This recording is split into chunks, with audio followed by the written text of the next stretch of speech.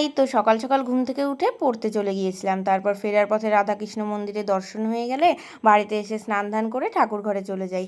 তারপর সব ঠাকুরকে স্নান ধান করিয়ে সবাইকে ফুল বেলপাতা দিয়ে তারপর ওদেরকে সেবা দিয়ে দিই। যেহেতু মা নেই তাই সব আমাকেই করতে হচ্ছে। মায়ের মতো হয়তো অত পারি না, তাই নিজের মতো করে করার চেষ্টা করি। পুজো করা কমপ্লিট হয়ে গেলে নিচে এসে মুভি দেখছিলাম। তারপর মুভি দেখতে দেখতে এই মহিলা চলে আসে।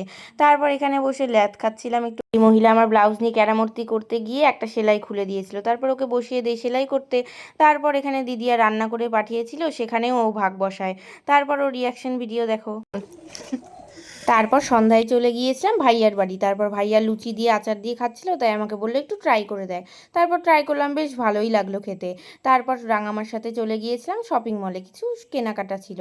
তারপর ওখান থেকে ফুচকা নিয়ে চলে যাই দিয়াদের বাড়িতে। ওখানে আড্ডা টাড্ডা দিয়ে বাড়িতে ফেরার পথে দিদিয়া বিরিয়ানি দিয়ে দিয়েছিল, ওটা নিয়ে বাড়িতে এসে ডিনার কমপ্লিট করে দিনটাকে এখানেই শেষ করি। বা